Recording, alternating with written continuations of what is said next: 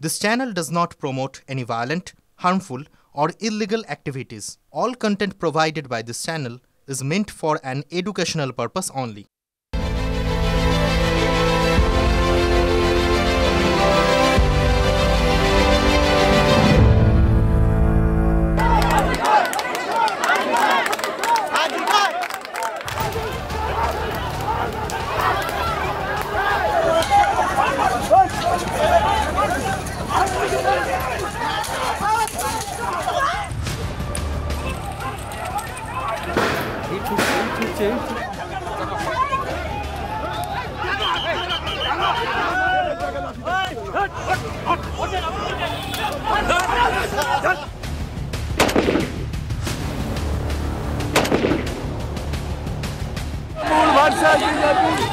আবার ভাটপাড়া পুলিশের সাথে সংঘর্ষ।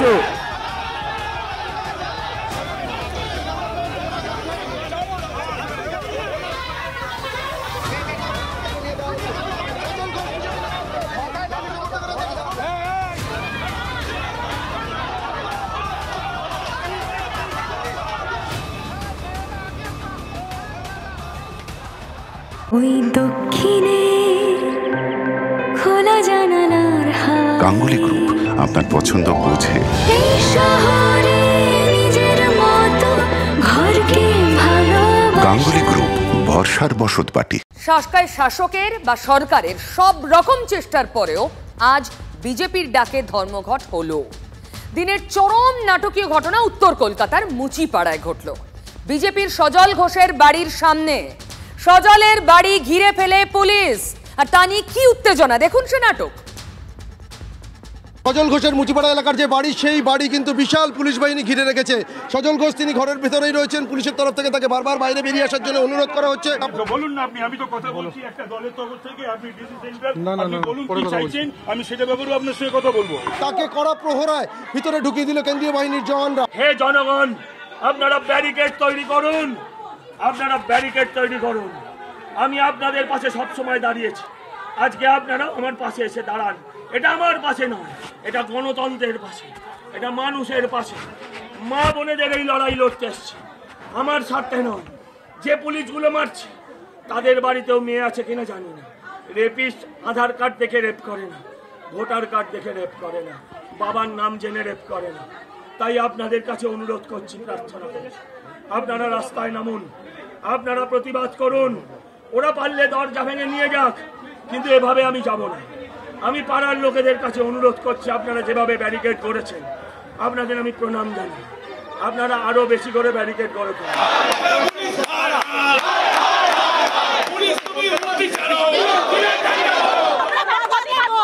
যদি যেতে হয় আমাদের পুলিশকে যেতে হবে, আমাদের শরীরের উপর দিয়ে, আমাদের দেহের উপর দিয়ে, লাশের উপর দিয়ে পুলিশকে যেতে হবে। আমরা ঢুকতে দেব না। বাড়ির সামনে যে দরজা রয়েছে সেই দরজা আগলে রেখেছিলেন মহিলা কর্মী সমর্থকরা, তারা স্লোগান শাউটিং করছিলেন। এই মুহূর্তে আমরা দেখতে পাচ্ছি একেবারে 4 হাত পা ধরে মহিলা পুলিশ কর্মীরা সজল ঘোষের বাড়ির বাইরে থাকা যারা বিজেপি মহিলা কর্মীরা রয়েছেন তাদেরকে আটক করে গাড়িতে তুলে নিয়ে যাচ্ছে। শুধুমাত্র মহিলা নয়, বেশ কিছু পুরুষ কর্মী সমর্থক তাদেরকেও কিন্তু আটক করে এর আগে নিয়ে যাওয়া হয়েছে। সজল ঘোষকে পুলিশ এই মুহূর্তে আটক করে নিয়ে যাচ্ছে। আমরা সেই ছবি দেখতে পাচ্ছি, পুলিশের তরফ থেকে তাকে নিয়ে যাওয়া হচ্ছে আটক করে। এর আগেও 2014-21 সালের আগস্ট মাসেও কিন্তু ঠিক একইভাবে সজল ঘোষকে সেবার কিন্তু পুলিশ তার রীতিমতো বাড়ির দরজা ভেঙে ঘরে ঢুকে তাকে গ্রেফতার করে নিয়ে গিয়েছিল। এবার কিন্তু যেটা দেখা যাচ্ছে যে সজল ঘোষকে আবার পুলিশ কিন্তু এই মুহূর্তে তাকে আটক করে নিয়ে যাচ্ছে। বিশাল সংখ্যক পুলিশ বাহিনী তার বাড়ির বাইরে মোতায়েন রয়েছে। অন্যদিকে পুলিশ তাকে একেবারে গাড়িতে তুলে এই মুহূর্তে যে গাড়ি পুলিশের তরফ থেকে নিয়ে আসা হয়েছিল সেই গাড়িতে তুলে নিয়ে যাচ্ছে। ওই দক্ষিণে খোলা জানালার হাওয়া। গাঙ্গুলি গ্রুপ আপনার পছন্দ বোঝে। এই শহরে নিজের মতো ঘরকে ভালোবাসা। গাঙ্গুলি গ্রুপ ভরসার বসতবাটি। অনুগামীদের ব্যারিকেড ভেঙেই সজল ঘোষকে গ্রেফতার করে নিয়ে গেল পুলিশ। কিন্তু গ্রেফতার করা হলো কেন? পুলিশ বলছে প্ররোচনা। কিসের? আর 5 জন বিজেপি নেতার মতোই সকালে তিনিও রাস্তায় বেরিয়েছিলেন। সজলের অনুগামীদের সঙ্গে তৃণমূলের কর্মী সমর্থকদের তখনই একতস্থ ধুন্ধুমার বাঁধে। বিজেপি নেতা সজল ঘোষ তিনি যখন দলীয় কর্মীদের সঙ্গে নিয়ে যে সমস্ত দোকানপাট খোলা রয়েছে সেই সমস্ত দোকানপাট বন্ধ করছিলেন, ঠিক সেই সময় বেশ কিছু স্থানীয় বাসিন্দা, যেটা অভিযোগ যে তারা সকলে তৃণমূল কর্মী, তারা এসে কিন্তু বিজেপি কর্মী সমর্থক এমনকি সজল ঘোষের উপরে চড়াও হয়, এমনটাই কিন্তু অভিযোগ এবং দুপক্ষের মধ্যে উত্তপ্ত বাক্য বিনিময় এমনকি ধস্তাধস্তির মতন পরিস্থিতি তৈরি হয়েছে। দোকান জোর করে বন্ধ হচ্ছে, এটা কোন রাজনীতি? এটা কোন ওষুধের দোকান বন্ধ করে কোন রাজনীতি চলবে না। আমরা কোনো পার্টি না, আমরা নির্দল, আমাদের কোনো পার্টি না। জোর করে দোকান বন্ধ করা হচ্ছে। আমরা এসছি আতঙ্কিভাবে জোর করে গায়ের জোরে 10 খানা সিকিউরিটি দেখিয়ে এসব বন্ধ ছিল। পেটে ভাত দিতে হবে, মহারাষ্ট্রে বন্ধ কেন করছে না? অত্যাচার, পুলিশের অত্যাচার। কেন্দ্রীয় বাহিনীর জওয়ানের সঙ্গে ইতিমধ্যে কিন্তু পুলিশের হাতাহাতি সেই ছবি দেখতে পাচ্ছি আমরা। পুলিশের সঙ্গে কেন্দ্রীয় বাহিনীর যারা জওয়ানরা রয়েছেন সজল ঘোষের নিরাপত্তা দায়িত্বে থাকা তাদের সঙ্গে ধস্তাধস্তি হাতাহাতির পরিস্থিতি, উত্তপ্ত বাক্য বিনিময়। সজল ঘোষের নিরাপত্তা রক্ষীরা সজল ঘোষকে উদ্ধার করে পুলিশের হাত থেকে ছাড়িয়ে নিয়ে যাচ্ছে সেই ছবি কিন্তু দেখা যাচ্ছে। সজল ঘোষকে এই মুহূর্তে সজল ঘোষের যারা নিরাপত্তা রক্ষীরা ছিলেন কেন্দ্রীয় বাহিনীর জওয়ানরা, তারা উদ্ধার করে সজল ঘোষকে নিয়ে যাওয়ার চেষ্টা করছেন। কয়েকজনকে ইতিমধ্যে কিন্তু পুলিশ আটক করছে, যারা বিক্ষোভ দেখাচ্ছিলেন তাদের কয়েকজনকে পুলিশ ইতিমধ্যে আটক।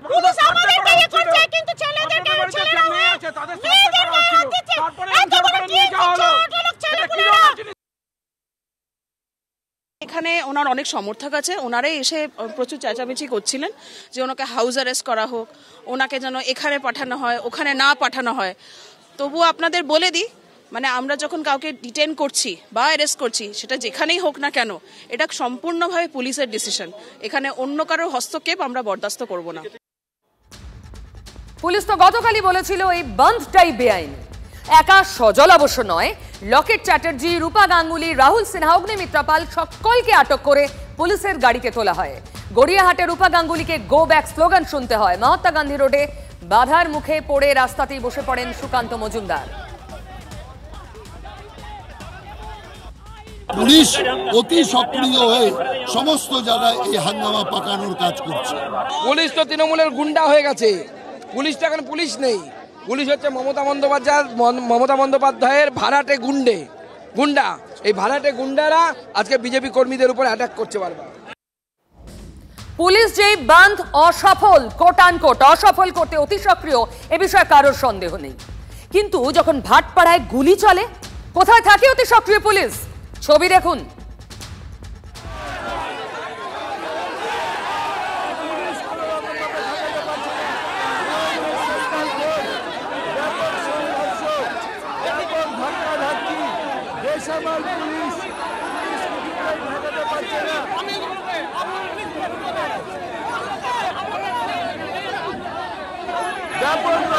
ব্যাপক রণক্ষেত্র রয়েছে ভাটপাড়ার একাধিক কাউন্সিলর, ভাটপাড়া পৌরসভার রয়েছেন বিধায়ক সোমনাথ শ্যাম, রয়েছেন তার অপোজিটে সাংসদ।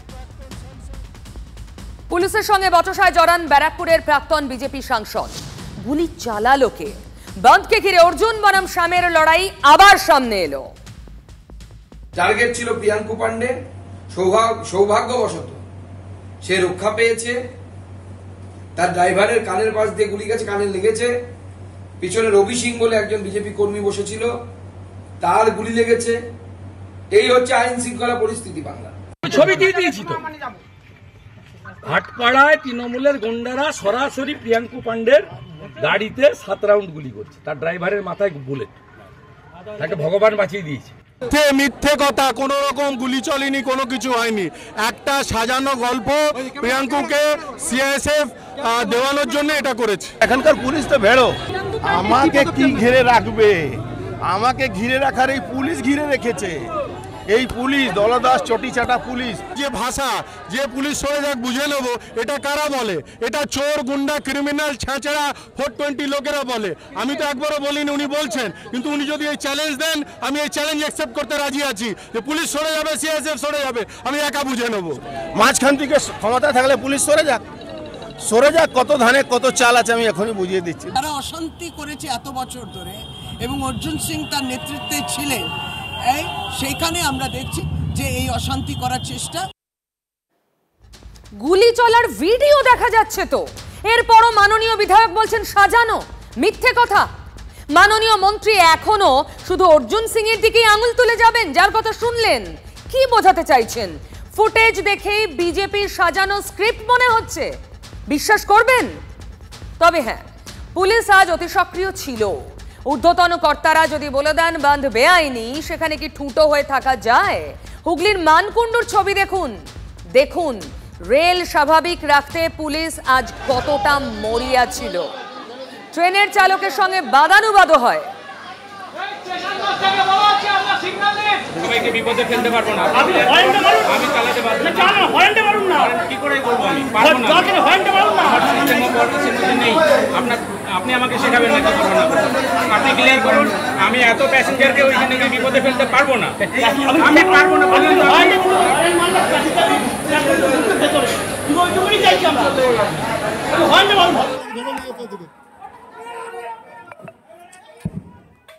ব্যাপারটা বুঝলেন? ট্রেনের পাইলটকে পুলিশ অনুরোধ করছে হর্ন বাজান, সব খালি হবে। ট্রেনের পাইলট প্রোটোকল দেখাচ্ছেন। লাইনে মানে রেল ট্র্যাকে যদি লোকজন থাকে সম্ভব নয়। তবে এবার বন্ধ সফলে মরিয়া বিজেপির আরো একটা ছবি, মহিষাদলের গয়েশ্বরী উচ্চ বালিকা বিদ্যালয়। বিজেপির কর্মীরা জোর করে স্কুল বন্ধ করলেন। এটাও কি অতি সক্রিয়তা নয়? We want justice! We want justice! We want justice! We want justice!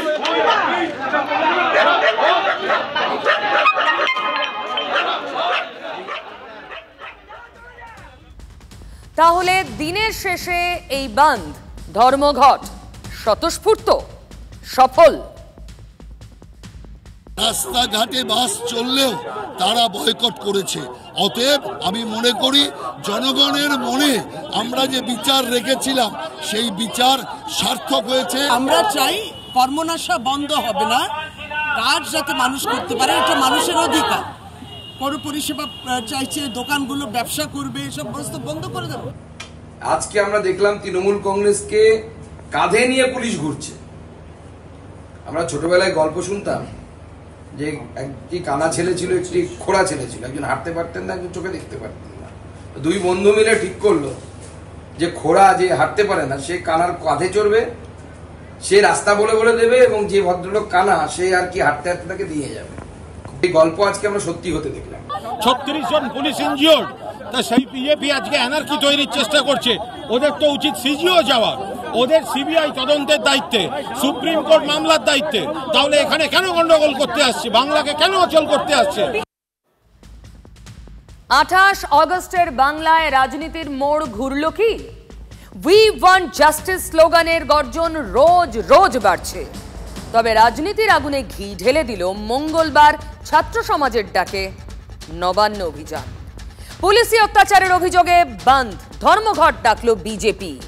আবার আজই টিএমসিপির প্রতিষ্ঠা দিবসে একই মঞ্চে দলের সুপ্রিমো মানে 1 নম্বর এবং 2 নম্বর নেতাও অভিষেক ব্যানার্জি।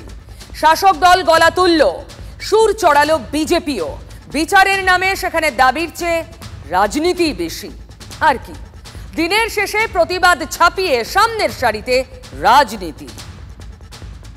এখানে যারা বোনেরা বসে আছে, আমি তোমাদের জিজ্ঞেস করতে চাই, বলো ভারতবর্ষে ধর্ষণ বিরোধী কঠোর আইন আসা উচিত কি উচিত না? হাত তুলে বলো, উচিত কি উচিত না?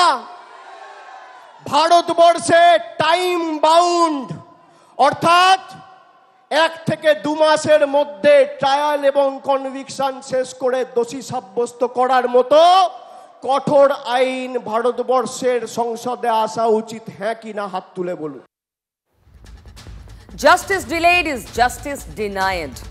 সেই প্রেক্ষিতে দ্রুত বিচার শেষ করে দোষীদের শাস্তির দাবি অভিষেক বন্দ্যোপাধ্যায়ের। এই তো দিন 6 আগে এক্স মাধ্যমে একই দাবি করেছিলেন, লিখেছিলেন কঠোর আইন চাই, বিচার চাই 50 দিনে।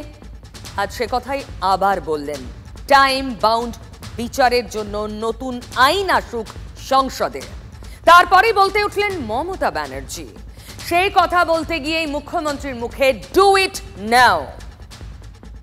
আমি আপনাদের কাছে বলে যাচ্ছি, আমি নেক্সট উইকে অ্যাসেম্বলি কল করব বিধানসভা স্পিকারকে বলে, এবং আমরা ওয়েস্ট বেঙ্গল অ্যাসেম্বলি থেকে আগামী 10 দিনের মধ্যে ফাঁসির ধর্ষকের ফাঁসি চাই এই বিল আমরা পাশ করে রাজ্যপালের কাছে পাঠাবো।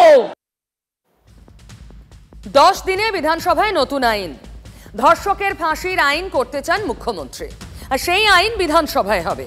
অভিষেক বন্দ্যোপাধ্যায়ও নতুন আইন চান, কিন্তু সেই কড়া আইন চান সংসদে। কি বুঝলেন? দেখুন, এর আগে 100 দিনের বকেয়া চেয়ে আন্দোলন দিল্লিতে নিয়ে গিয়েছিলেন অভিষেক ব্যানার্জি।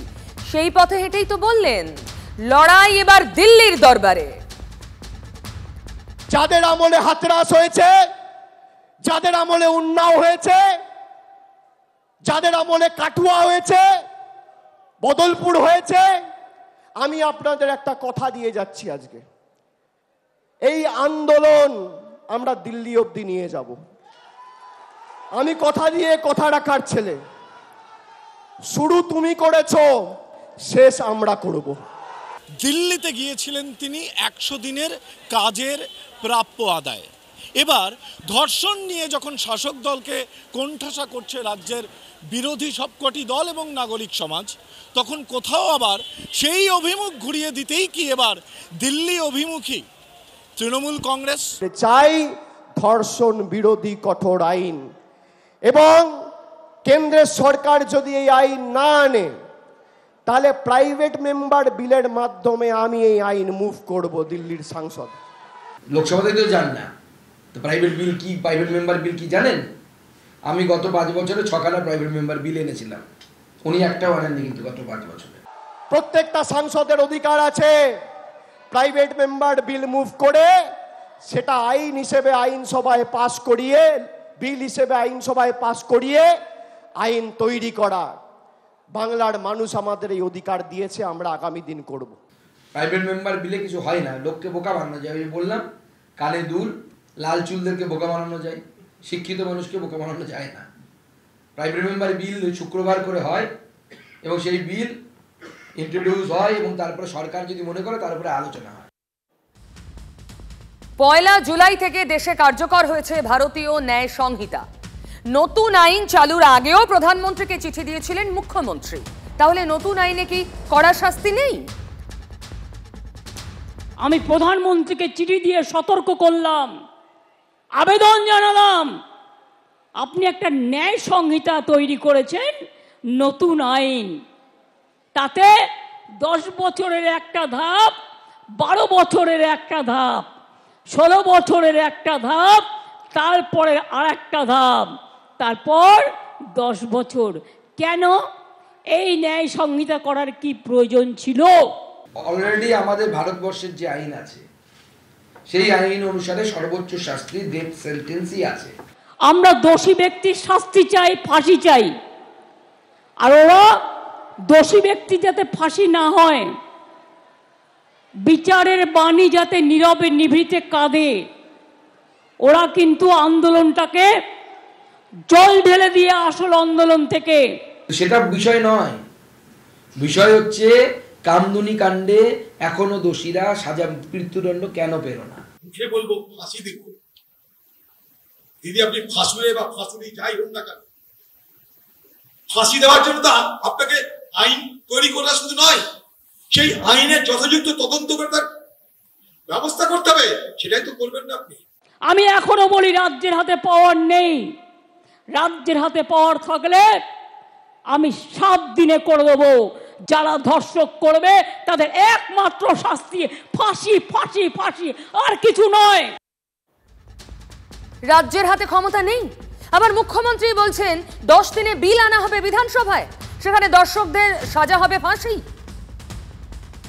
আমি আপনাদের কাছে বলে যাচ্ছি, আমি নেক্সট উইকে অ্যাসেম্বলি কল করব বিধানসভায় স্পিকারকে বলে, এবং আমরা ওয়েস্ট বেঙ্গল অ্যাসেম্বলি থেকে আগামী 10 দিনের মধ্যে ফাঁসির, ধর্ষকের ফাঁসি চাই, এই বিল আমরা পাশ করে রাজ্যপালের কাছে পাঠাবো। রাজ্য বিধানসভায় বিল আনছে রাজ্য সরকার। এই বিল সংখ্যাগরিষ্ঠতার বিচারে পাশ হয়ে গেলেও মুখ্যমন্ত্রীর মনেই শঙ্কা আছে যে রাজ্যপাল এই বিলে সই করবেন কিনা। আমি জানি রাজার পট, রাজা বাবু কিছু করবে না, না করলে মেয়েরা মনে রাখবেন রাজভবনে গিয়ে বসে থাকবে, ঘন্টার পর ঘন্টা ভাইরাও থাকবে। রাজ্যবাসীর একাংশ যখন আরজিকর কাণ্ড নিয়ে মনে করছে যে রাজ্যের প্রশাসন কাউকে আড়াল করতে চাইছে, কোনো দোষীকে আড়াল করতে চাইছে, সেই সময় রাজ্যবাসীকে বার্তা দিতেই এই বিলকে হাতিয়ার করতে চাইছে রাজ্য সরকার। সর্বভারতীয় বিষয়, তার চেয়েও বড় কথা হচ্ছে মুখ্যমন্ত্রী কামদুনিতে গিয়েছিলেন, কি বলেছিলেন ফার্স্ট ট্র্যাকে বিচার করবো, আমার উপরে বিশ্বাস রাখুন, এবং সেদিন বলেছিলেন 10 দিনের মধ্যে ফাঁসি দেবো, 10 দিন বা 15 দিন ফাঁসি দেবো। হয়নি, হাসখালি হয়নি, তখন তো ফাঁসির কথা বলেননি। এখন দিদি ফাঁসির কথা বলছে, তার কারণ দিদি নিজে ফেঁসে গেছে। এই আন্দোলনে দিদি এমন করে ফেঁসেছে, ফাঁসির কথা না বলে এই ফাঁস থেকে তার বেরোনোর উপায় নাই। এ বিল সই করতে হবে, রাজ্যপালের কাছে, রাষ্ট্রপতির কাছে পাঠিয়ে দিয়ে দায়িত্ব সারলে হবে না। পারেন না করতে, রাজ্যপাল মহোদয় কি করবেন আমি দেখছি। আমি ছাত্র সমাজকে বলবো, ফ্রিল্যান্স যারা এই মুভমেন্ট অর্গানাইজ করেছিলেন, যে দরকার হলে বিধানসভা অভিযান করুন ওই দিন, আমরা বিজেপি এমএলএরা ভিতরে বুঝে নেবো, আপনারা রাস্তায় বুঝে নিন। আর 1 তারিখে আমি চন্দ্রিমাকে বলবো, ছাত্রীদেরও বলবো, মেয়েরা ব্লকে ব্লকে ধর্ণা আন্দোলন করবেন ফাঁসির দাবিতে, এবং আইন বদলাতে হবে। আমরা চাই মেয়েদের সুরক্ষিত করবার আইন। আমি জানি না বিধানসভা কোনো আইন পাস করতে পারে কি পারে না, যতদূর আমার জানা আছে আইন পাস করতে হলে লোকসভা এবং রাজ্যসভায় পাস করতে হয়। 16 দিন হয়ে গেল, কোথায় গেল বিচার? বিচার চাইতে হবে, বলতে হবে বিচার চাই, বিচার চাই, জবাব দাও সিবিআই। বিচার চাই, বিচার চাই, জবাব দাও সিবিআই। ফাঁসি চাই, ফাঁসি চাই, জবাব দাও সিবিআই। ওই যে শুরুতেই বলেছি, offence is the best defence, সে পথেই হাঁটছে তৃণমূল। তবে আজ এই ধর্মঘট অসফল করতে মরিয়া ছিল অতি সক্রিয় পুলিশ। আর ধর্মঘটের সমর্থনে রাস্তায় নেমে বিজেপির টার্গেট ছিল পুলিশ। উত্তর দিনাজপুরের ছবিটা দেখুন।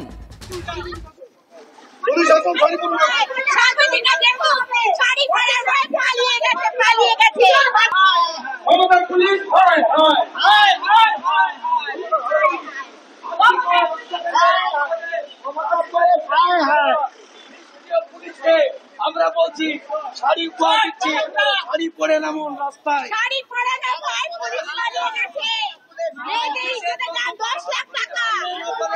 তাহলে শাড়ি পরে আসো, আপনারা সাধারণ মানুষকে